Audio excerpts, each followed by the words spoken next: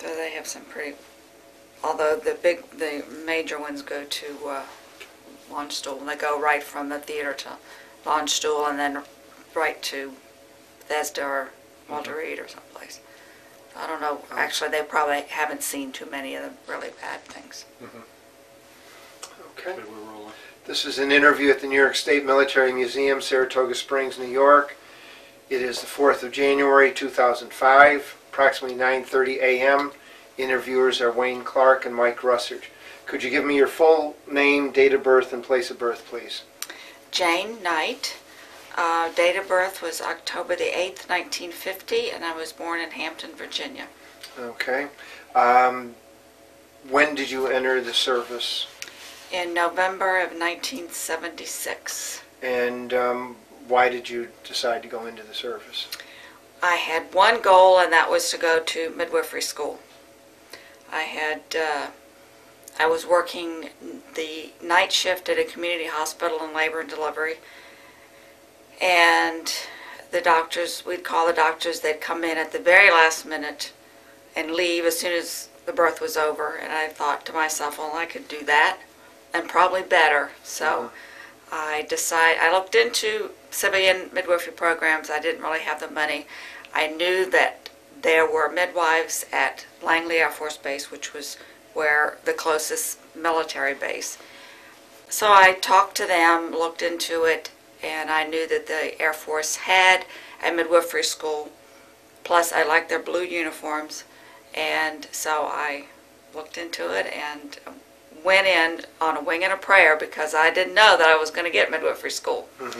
But I did. I ultimately was accepted and spent the rest of my career. Now, you already had your nursing degree? Yes, then? I did. Yes, I had been out of school 4 years. Where did you obtain your nursing degree? Medical College of Virginia in Richmond, Virginia. And when was that? 1972. Okay. All right, so you entered service in the Air Force. Where were you sent for your, did you receive any additional basic training? Yes, at that time it was a 2-week sort of indoctrination for all healthcare providers down at Shepherd Air Force Base in Texas. And it's kind of a joke because we got our uniforms, we learned how to salute, and learned the basics of the medical service, and that was about it. And it was pretty intense, but and there were a lot of things that we probably should have learned that we didn't, but that was our 2-week basic training. Now you entered service as a second or first lieutenant. First lieutenant. Okay. I was given credit for my 4 years. I had a bachelor's degree plus 4 years of experience, so I was given credits and went in as a first lieutenant. Okay, where was your first assignment? Barksdale Air Force Base in Shreveport, Louisiana. And could you tell us about that? Well, it was a relatively small hospital, although the base was fairly large, but they did have an active OB unit, and I was there for about, I was there from November of 76 to 78, so I was there about 2 years. And I worked in OB the whole time I was there, which was interesting. I was able to work with midwives, so that was good. I did learn about the hierarchy and how a hospital operates, at least from the first lieutenant staff nurse kind of level. And I do have to say that I got into midwifery school purely and simply because of the chief nurse and the assistant chief nurse. I had my entire package in to meet the board for midwifery school. And one day the assistant chief nurse came and told me that she regretted to tell me that I was not accepted for midwifery school. Of course, I was crushed. And she said, I'm going to look into it because I don't understand why you were not accepted. So come to find out, my packet had been, or was found in an airman's desk over in personnel. It was never sent. So it got somehow lost or whatever and was never sent. So the chief nurse demanded that they hold a supplementary board. They did, and I was selected. Now, why did you want to go into this program? I wanted to be a midwife more than anything in the world. I wanted to have the independence to take care of mothers and babies and only rely on the obstetrician if there was a complication. Could you explain what this means to be a midwife? Well, a midwife takes care of women through their pregnancy, labor and delivery, after the baby's born, and contraception and well woman's health care between babies or for the entire life of the woman, really, in terms of her health care as far as her the female and childbearing aspects are concerned. I like the independence. I like the idea of being responsible for the mother and the baby throughout the whole process, but most of all I liked the individual attention that we were able to give to the women that they were not getting from the obstetricians. I knew they didn't get what they wanted from their obstetrician. I knew that as a civilian nurse, and I certainly found out when I was working with the midwives at Barksdale before I left for school that they got a whole lot more individual attention, and the midwife was a very central figure in the pregnancy, and I like that. I like that individual care that we were able to give, and that was really the big thing. I liked caring for the women in labor and through the birth, but I didn't like first meeting them when they came into the hospital in labor. That's not a good time to meet a woman for the first time and establish a rapport. So I knew that there was a better way, and indeed there was a better way, and I was fortunate to find it. And then I delivered babies, more babies than I ever thought I would ever deliver in the Air Force. Did you ever run into any serious complications? Yes, I did, and that's where the obstetrician came in. But we also are trained in basic procedures when there is a complication while the obstetrician is coming in. Because the obstetrician, it does not have to stay in the hospital when we have patients in labor or during the birth. But if there is a major complication in OB historically, and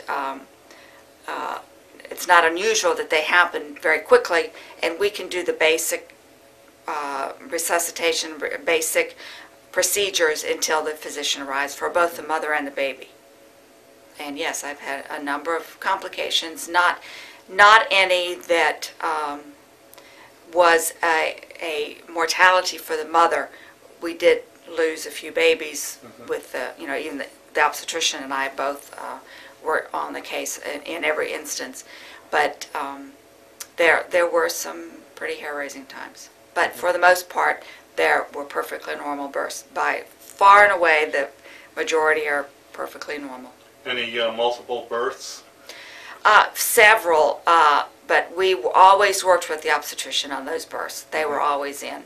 But I've had many twins.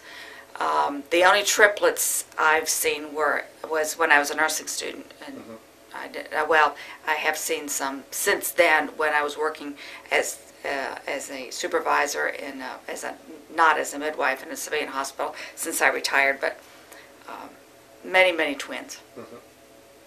Could you describe your daily life? Like an example of your typical day. As a midwife. Yes. Well, I was fortunate or unfortunate, as the case may be, to go from school to Langley Air Force Base in Hampton, Virginia. And that was a very busy hospital. At that time, there were called regional hospitals. And the commander, who ultimately came, a few commanders after I was originally there, was an obstetrician. He wanted his hospital to deliver more babies than any other hospital in the Air Force.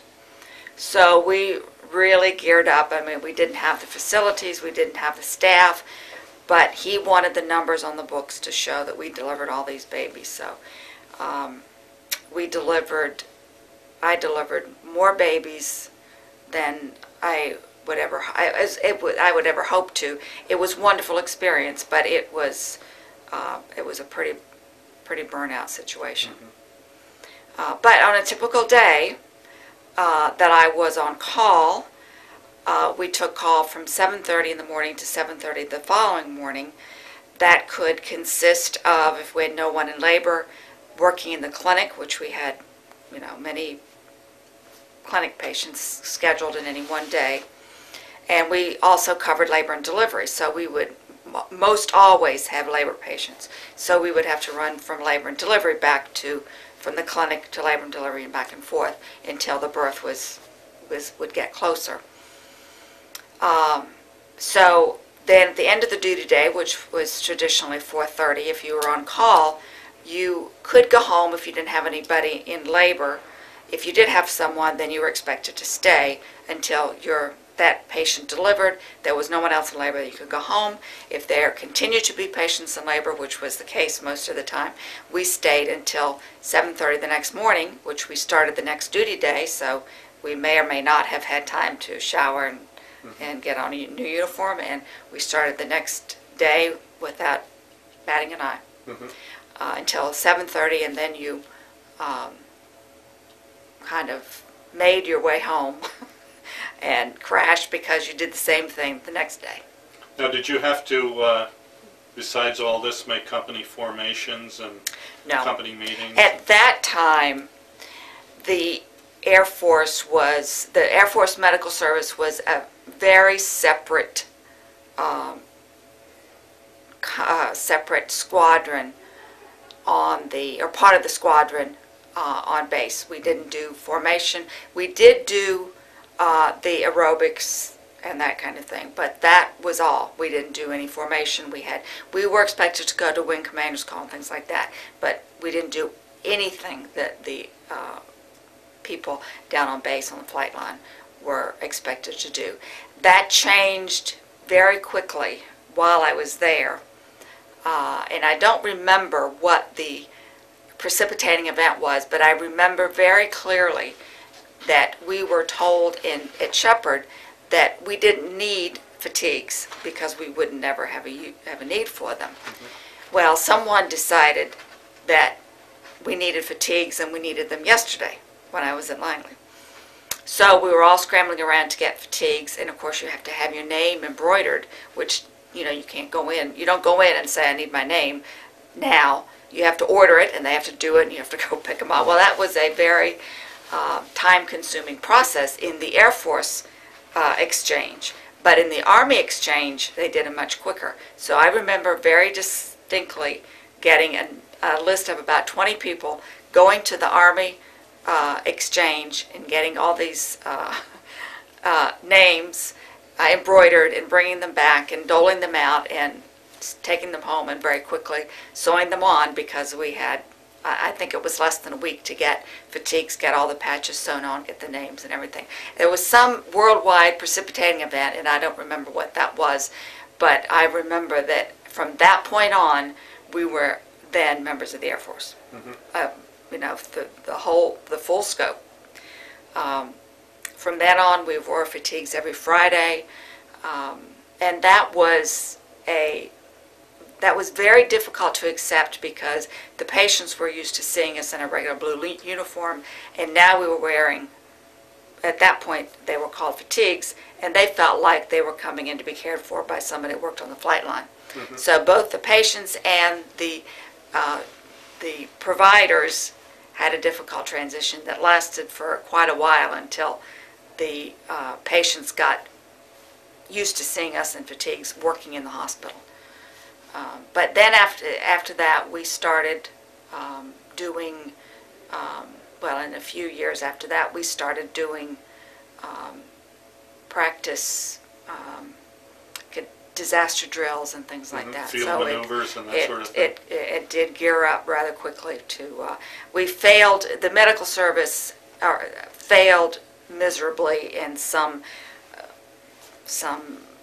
worldwide disaster, and somebody decided that they needed to get up to speed in terms of what to do outside of the hospital. We were very good as long as we were in a hard-sided facility, but out in the field, there were very few, and almost all enlisted, that knew what to do in a field hospital.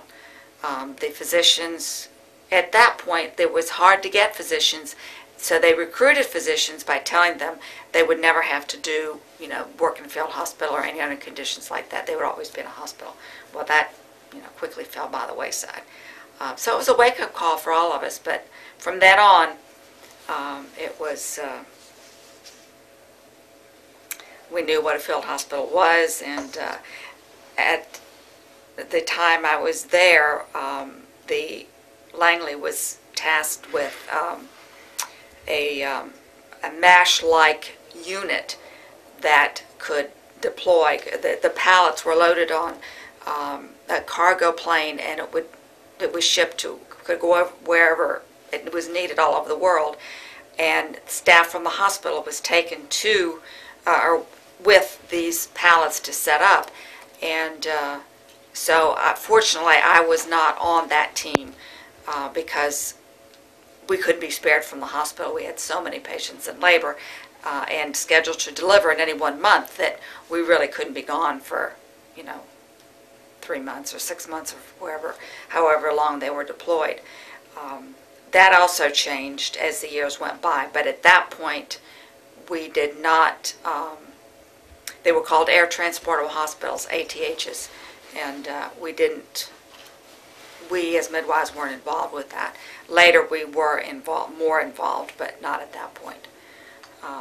So to get back to the regular day, that was a regular 24 hours. Then if we did it on the weekend, we did it 72 hours, and there were many, many, many weekends that I didn't sleep at all in 3 days. Mm-hmm. It was not at all uncommon to have 14 births in a weekend, and if they were all normal, you did all of them, and you never saw the obstetrician because he might, think that you expected him to stay so you could take a nap, and they didn't want that to happen, so mm-hmm. They kept a pretty low profile. So it was brutal. It was absolutely brutal, and we were the only people on base that were expected to work like that. The pilots would never be expected to work those hours because they had to fly all these multi-million-dollar aircraft, but we were only responsible for 2 lives at each time that someone was in labor. So it was really a major bone of contention. Now it's much different, and it's much more humane. We know now that the risk for making a mistake goes up dramatically with fatigue, mm-hmm. and lack of sleep deprivation. So it's different now, but it was. I mean, this commander was really very interested in getting all the pregnant women on base to come to the hospital. No, what we call non-availability slips for Champus were given out. Now, while you were at Langley, you received a master's degree? I did. In counseling. Why did you select that field? I wanted to get a master's degree because I ultimately wanted to go back to the school that I attended at Malcolm Grove, the midwifery school, and teach. Mm-hmm. So I needed a master's degree. I needed to get it fairly quickly. So there was a large university in Hampton. At that time it was called Hampton Institute. And they had a satellite campus on base. And they offered the Master's in Counseling, which very neatly fit into what I was doing, because probably 70% of what I did was counseling, mm-hmm. and 30% was actual hands-on procedures and things, because women came with all kinds of problems to talk to their midwife. So it very nicely gelled with what I was doing. I thoroughly enjoyed the program, and it probably affected my care like no other experience that I've had. I still rely on those skills that I learned in my master's program, and as a result of that, I became very interested in counseling families who've had pregnancy loss, and continue to be active in that realm now. Now, you mentioned in the form that you turned into us that you found that some of the women lacked maturity and or bad decision making. Could you talk about that a little bit? Well, it was still relatively new that there were women working on the flight line. There were women working right along with the men. And some of the men and the women, one was not more at fault than the other, could not handle this togetherness, so to speak, without it carrying over into their social life. So we did have a number of single moms, and that was a real problem in those years, because it was a relatively new phenomenon. The commanders really had a problem with their pregnant women because they were on a profile right from the day they got pregnant, practically, on a fairly strict profile. They couldn't wear their if they were an SP, they couldn't wear their sidearm. They couldn't work 12 hours. They couldn't do all the things that were expected of all the other men in the unit. And so there was a lot of some animosity on the part of the men in the unit, because sometimes there was not an insignificant number of women who were pregnant that were on a profile that could not do their full duty, couldn't pull their full weight. And then, of course, they got 6 weeks convalescent leave after the baby was born, and that was another bone of contention, because that was a long time that they were completely gone out of the unit, and then they were expected to come. The women were expected to come right back at the end of 6 weeks and pick right up where they left off, which wasn't the case. Some women still have not completely recovered from childbirth, especially if they've had a cesarean section. But so that was another issue. But I think the Air Force has gotten much better now. I think we still do have the young girls, the young enlisted girls who come in the Air Force first time away from home, that are kind of don't really know how to handle all the freedom. But I think it's much better now, and the men on the flight line have gotten used to it. The commanders have gotten used to it, and I think it's less of a problem now than it was at that point. But it was a major problem back then. Was there any kind of fraternization policy back then between officer enlisted? Definitely. It was very strong. It was very strong. And most, I would say 99% of the time, the single moms were as a result of a relationship with a fellow enlisted. It was not most of the time, it was not a fraternization problem. But it was, looking back on it, now the hot topic in the Air Force is sexual harassment. I wonder back then, how much of the women were coerced, how much of it was, beyond their control. But those were not buzzwords back in those years. Mm-hmm. It was a very, very different climate back then. But we did have a number of gals who were, and they didn't. The other new thing was that they weren't automatically eligible to leave the Air Force if they got pregnant. That was also very new, which was also in the commander's craw, because now they were stuck with them. Mm-hmm. So it was a very interesting time. But we've weathered that storm, and I think the Air Force has matured in that area as the society has changed in general. What were the changes that you saw over your 20 years? The biggest change, well, there was really not much of a change in terms of the obstetrical care.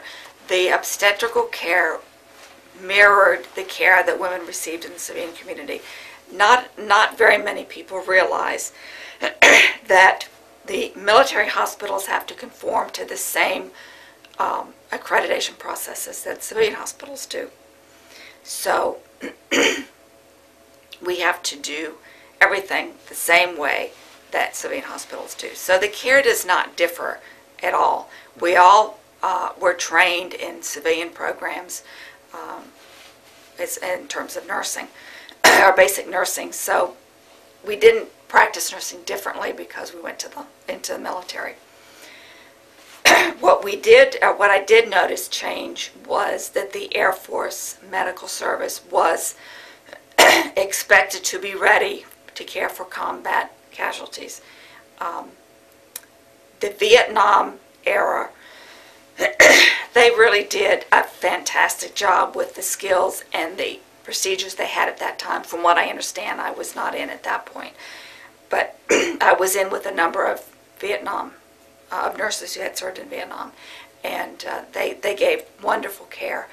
But then after Vietnam was over, there was kind of a period where not much money went to the medical service, so the money that they did get was applied into the hard-sided facilities. And the physicians, it was very difficult in those years to recruit physicians because the Berry Plan had expired. The Berry Plan paid for physicians to their medical school and their residency, gave them stipend during their residency, I believe, but they had to pay so much time back for the Air Force as active duty. So that plan had terminated, that was not continued, so they really didn't have much to lure the physicians into the military. So there was a time there, and that was part of the reason why the midwifery school was started, because it was so short on obstetricians, and they knew that they needed, they had the patients, they had they were going to have and continue to have in the years to come the patient load, and they did not have the obstetricians to take care of all those patients. So that was the reason they started the midwifery school to begin with.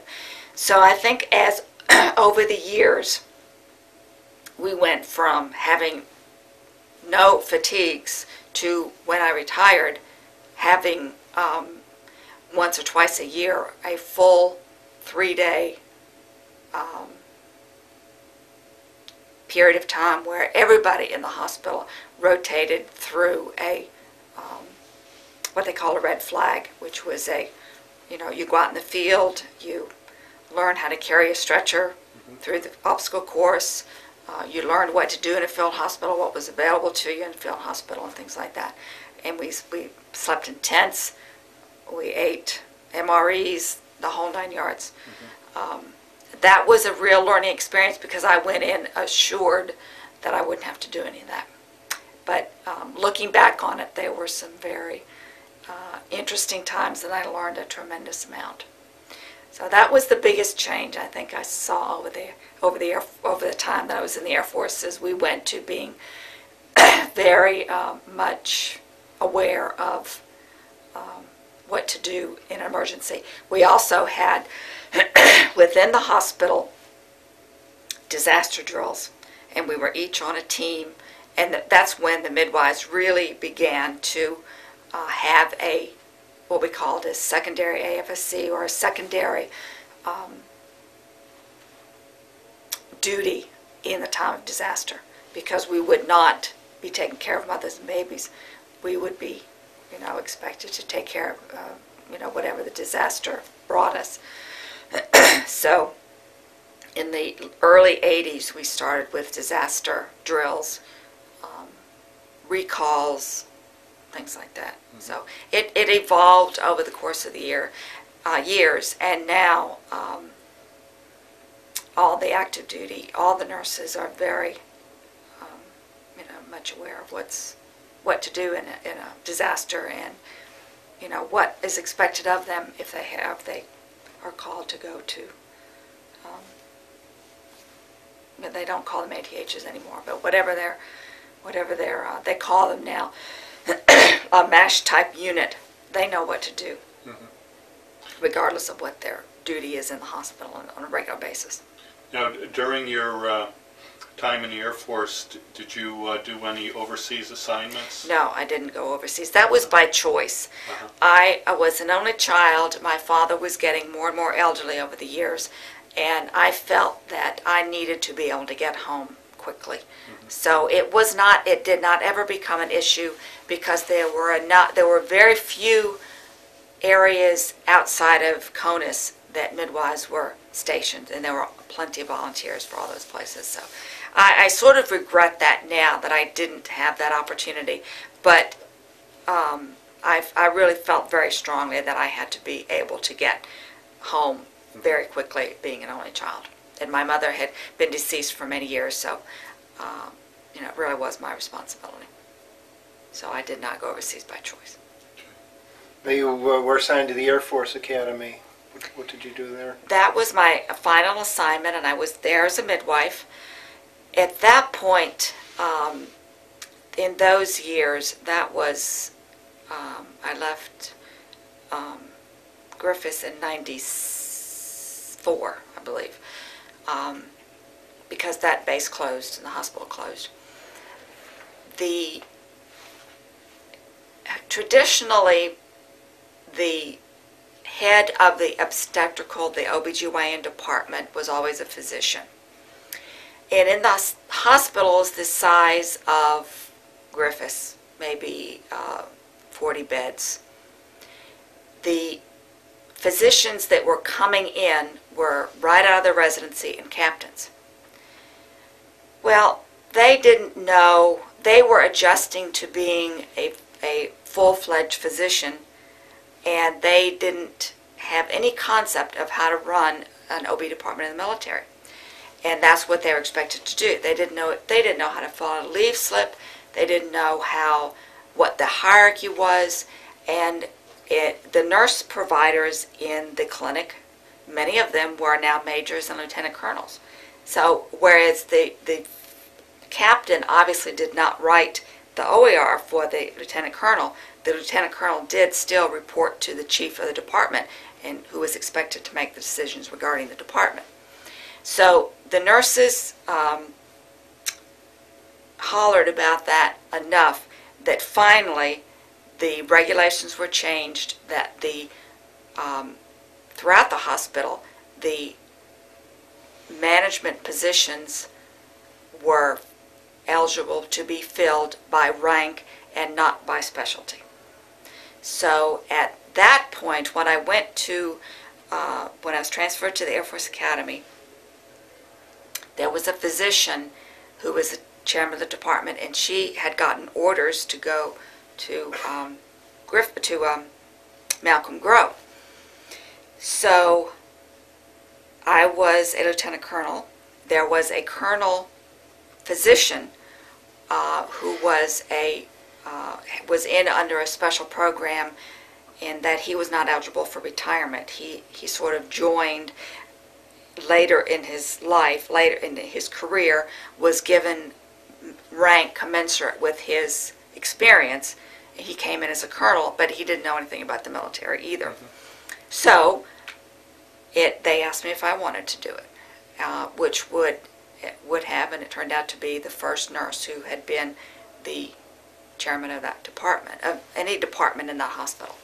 So I said yes, and for the rest of the time, I was what then they called flight leaders of the maternal child flight.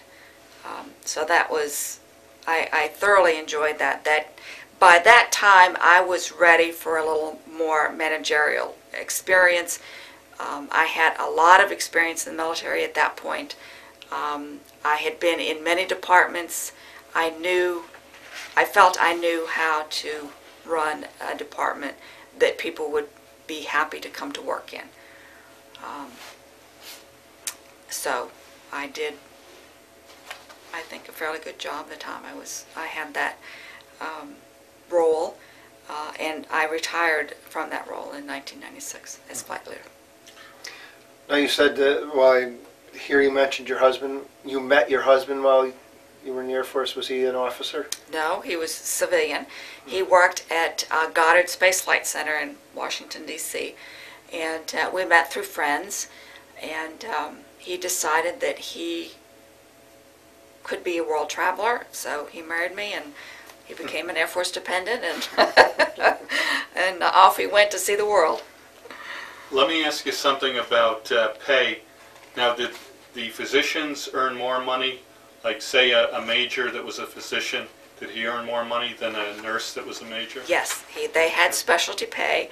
They had, they got money for getting their board certification. They did get quite a bit of specialty pay because as a captain, their salary was nowhere near what a physician would be making had they gone into a civilian practice, even right out of residency. So to make up for that, they had to compensate them because they couldn't give them the rank, so they gave them specialty pay. So that was an issue that I don't think still has not been satisfactorily resolved. Back when I was at Langley, when I was working all these hours as a captain, I was paid the same as someone who worked on the flight line 5 days a week, 8-hour days, no call, no responsibilities after the traditional duty day. That was pretty hard to take. Mm-hmm. That was really hard to take. I think much later, after I retired, they were really discussing giving the midwives a little extra because at that point the nurse anesthetists were also getting specialty pay.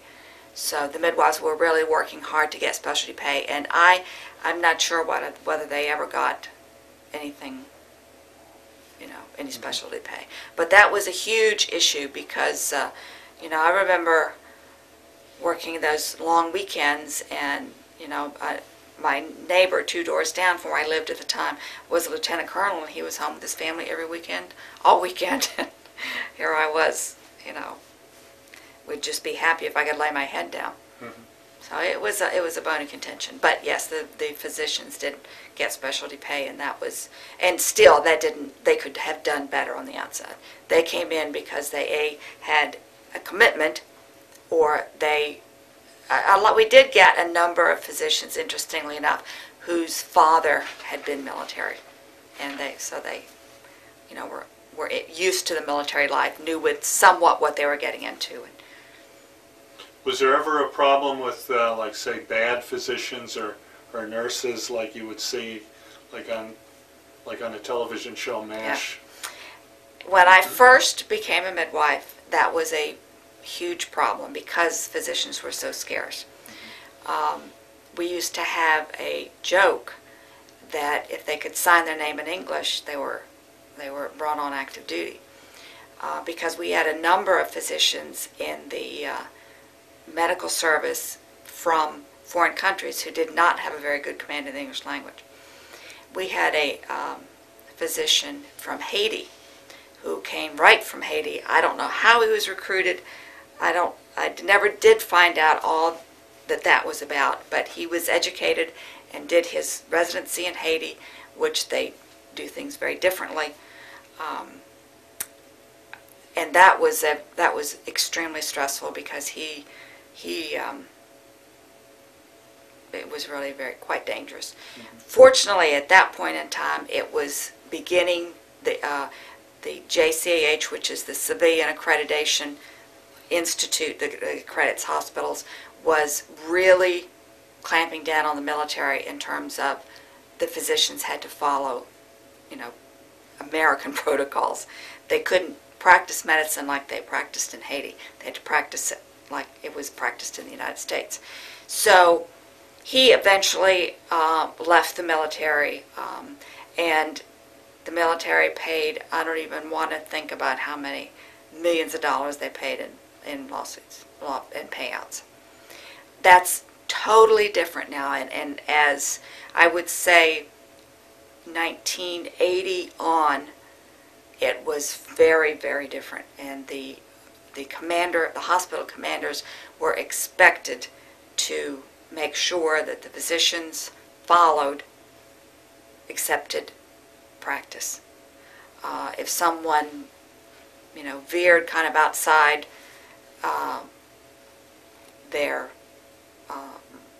the realm of what would be expected of, say, an internist, internal medicine, or a surgeon, they had to answer to the commanders why they thought what they were doing was safe, and they probably didn't do it very long. So it's totally different now. I was a patient of some very, very fine physicians who, exceeded the talent, I would say, of civilian some civilian physicians. I worked with some very, very fine physicians too, who, you know, I saw what they could do in the operating room. I saw what they could do in the delivery room. And with very few exception, I will have to say I worked with some very, very talented physicians. But back in the beginning, back in the 70s and early 80s, it was a little different. Mm-hmm. But it's not that way now. We learned some very painful lessons. How about equipment? Do you think the equipment you had was equal to that out Absolutely. in hospitals outside of the military? Absolutely. I would say the physical layout was the only difference. In other words, in the 80s, mid to late 80s, there was a movement in the obstetrical world of women having private rooms, and they labor and deliver and stay their postpartum period in the same room. We didn't offer that. We didn't have the facilities to offer that.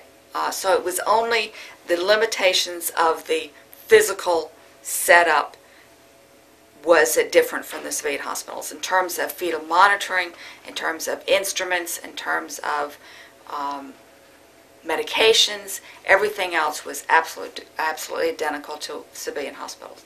There was no difference, and there could be no difference because we were accredited by the civilian accrediting agency. So there couldn't be any difference. We had to follow the same rule book. But the physical, because the physical setup was so long and changing because of budget restraints, there were, for many years, when the civilian hospitals were going to private rooms, we still had 2 and 4 bed rooms. I think probably they're mostly gone now from the Air Force, because that is an expectation now from patients, that they have a private room, or at least a semi-private room at the very least. So I think most all of the hospitals now have converted to at least semi-private, if not private rooms. After you left the service, did you stay in contact with anyone that served with you? I have. In fact, having just done my Christmas cards, I have a number of people all over the United States that I still maintain contact with. We email back and forth. We talk on the phone. We get together periodically. I have to say that there is no camaraderie to match the camaraderie in the military. I think people who have not had that experience, you don't get it in the civilian hospitals. People go their separate ways at the end of the duty day, and you may maintain contact with the very few people that you've worked with over the years. But I'll have to say that I have friends all over the country that will be friends, till I die. It's just a very, very different, I don't know, it's a very different feeling. It's a very different work ethic. I guess, it's just, you tend to bond with people who go through the same stresses and strains that you do. Nobody else can know what it feels like to be delivering the 14th baby on a Sunday morning except another midwife or another obstetrician. Mm-hmm. I still, in fact, this past summer, a good friend of mine drove cross country, and we met in Boston and spent the day.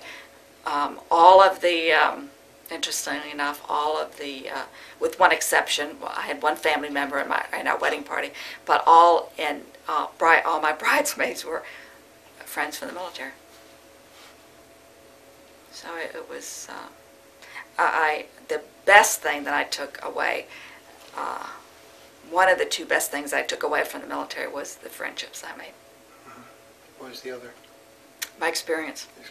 My experience. I guess that leads up to the concluding question. You've kind of answered it. How do you think your time in the service had an effect or changed your life? I worked harder than I ever thought I could work. And whereas I wouldn't recommend that. It certainly was unsafe. I wouldn't recommend it to anyone as being, the way to prove yourself or anything of that nature, but I did it. I did a lot of things I didn't think I could do.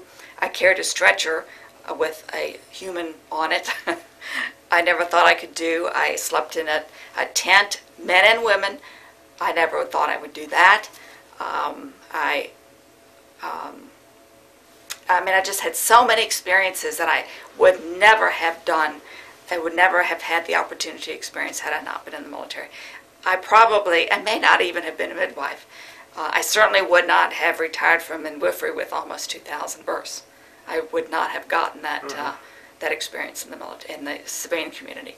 So I would highly recommend it to anyone. It's just, but you have to be able to take orders, wear your hair a certain length.